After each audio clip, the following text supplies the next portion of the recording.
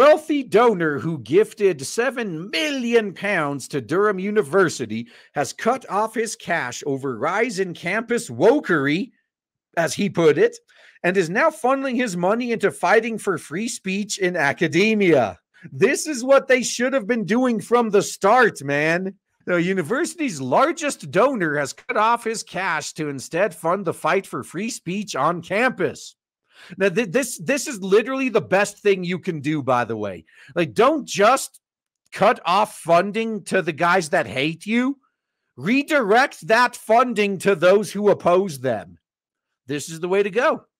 Now, Durham's former record-setting benefactor, Mark Hillary, 57, will not donate to any university again until they get their free speech house properly in order.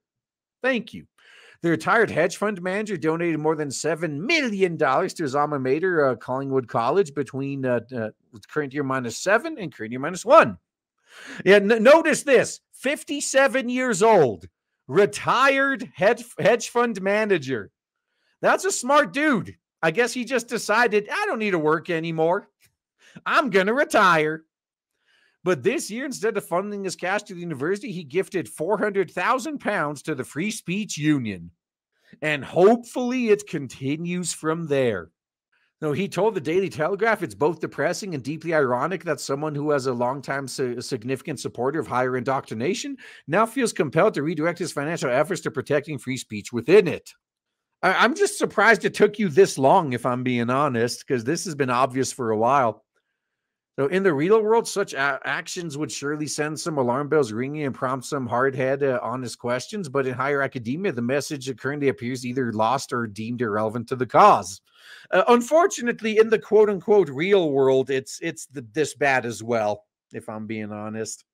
The millionaire first suspended his donations to the university at the start of the year amid concerns over strict Corona-Chan regulations for current students. His decision to pull further funding comes amid a rise in campus wokery, which has seen speakers banned from institutions and academics bullied out of their jobs for voicing their opinion. Now, this second one, I don't feel too sorry for him. The time for them to voice their opinion was years ago, but they just kept their mouth shut. Oh, I don't want to rock the boat. And now that it's too late, they're starting to speak up. So I don't feel too sorry for them. Last year, students at Durham tried to oust Professor Tim Luckhurst after he invited Rod Little, an associate editor for The Spectator, to give a speech. They claim he promoted a culture of harm and hate. Yeah, they really don't get the irony. Like, they're the ones that are the most hateful and harmful group out there. And yet all they're doing is accusing everyone else of that.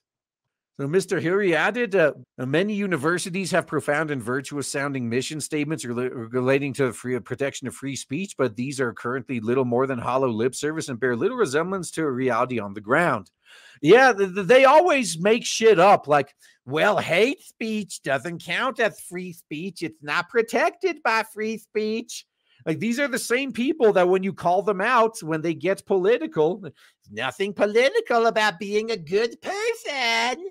Oh, this isn't about politics. It's about basic human rights. Right? These are the people we're dealing with. So universities produce most of our teachers who will then go on to have an inevitably strong influence on our children, our civil service, who will play a significant part in shaping the aspects of our society, spend most of their formative years in higher indoctrination.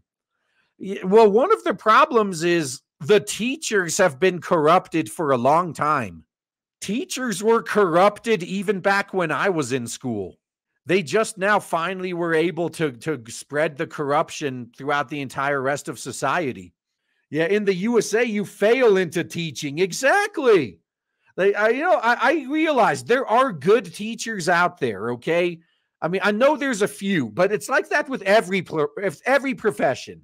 There's always a few good ones, a whole bunch of average ones, and a bunch of bad ones. Like, I get it. But I've seen it so many times here in the U.S. where literally people fail into teaching. Like, we have to hold teachers up on a pedestal like there's some untouchable altruistic angels. We can't even call them out like for molesting kids more than Catholic priests do. And yet most teachers failed into teaching. They didn't want to be teachers. Again, there are a few who did, Like from the moment they were in high school, they wanted to be teachers. So they got a teaching certification. They became teachers. Most teachers didn't do that. Most teachers failed into teaching. They tried to do something else. It didn't work out for them. And as a last ditch effort, they got a teaching certification and now they're teachers. Yeah, that's why they have that saying, those who can't do teach. Fucking exactly. We have that saying for a reason. You know, inaction is no longer an option for the sake of a sort of society we wish to pass on to our children. Well, I do appreciate you eventually came to this conclusion, but it would have been a lot more useful if you realized this 10 years ago. Free speech is at such risk at Durham University that academics and students make complaints every week.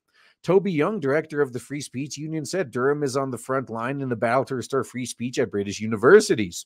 Scarcely a week goes by without a student or academic reaching out to the Free Speech Union for help.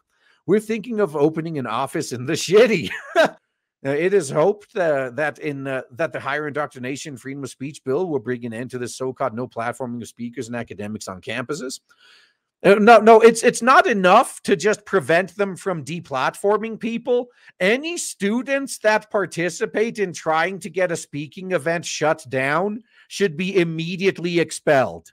If they can't even handle someone who they disagree with being able to speak, then they are not cut out for higher education and they should be expelled. No, spokesman for Durham University said Durham University is totally committed to freedom of expression as long as you agree with our side within the law and to the safety of staff, students, and visitors to the university. Well, that's their other out right there. So if it was just with the law, that would be fine. But then they have to add, and to the safety of the staff, students, and visitors to the university. Now they're going to claim all opposing viewpoints are like literally trying to promote violence or something. Yep, this is what they always do. They always give themselves an out. You know, our policy statement and our code of practice on freedom of expression are robust and set out clear expectations and processes for activities affiliated to, funded by, or branded as Durham University. Bullshit. Now, to our knowledge, we are not aware of a single occasion where speakers not been invited to speak at university due to controversial views. Of course, you're not going to admit to that. But what about the ones that got shut down? Yeah, this is the point. Like, if you're part of this free speech union, start gathering up specifics, because like that's another thing they always do. Like they try to deflect and ask you for specifics because they just assume you're not going to have them. And then when you have them, this is the second part. Whenever they ask you, oh, give me one example, you give them one example, and then they move the goalpost. Then suddenly, well, that's just one time. That's hardly a big problem. Like that's hardly indicative of a systemic issue. So it's even better. Like because I've seen this happen before. Like someone did that. Oh, give me one example. Give them one example. It's like, well, that's just one. Okay, here's 10 more. Well, that doesn't prove. No, you can't move the goalpost anymore. Like, no, don't let them get away with it. If they pull that shit, don't ever let them get away with it. Like, if they try to move the goalpost, now it's funny. Like, so if you go from the one example to many, I think it's funny as hell if you list like another 30 or 40 examples just to rub it in their face. But after that, don't ever let them move on from that. Don't let them live it down. It's like, no, you asked for one example and I gave you 40. Now, when are you going to admit that you're wrong and apologize? No, you can't deflect anymore. You can't move the goalpost. I gave you you asked for one. I gave you 40. Now you need to admit that you're a fucking idiot and you're wrong. Or else, I'm not going to let you move on. We're not going to talk about anything else until you admit you're a fucking idiot. Like that debate that Ripa had with that detractor. And like his entire reason for hating ISOM was a fake fucking screenshot. And when he called him out on, like, that was the end of that quote unquote debate. Like there's no coming back from that. Like it's like that fucking Marvel one I showed you earlier. Every fucking time Marvel puts something out, like I legitimately have to check because I'm like, there is no way this is real. There's no way they would actually print this. Like, no, this has to be a meme. This has to be a fucking joke. And every time I end up disappointed. Either way, these woke universities are finally going to be getting broke because the government's running out of money to give them. The venture capitalists, like the activists, are running out of money to give them. Their alumni are not giving them their money anymore because they don't stand for, freedom of speech anymore. No, just watch them fail. Just watch them lose everybody and laugh like we should.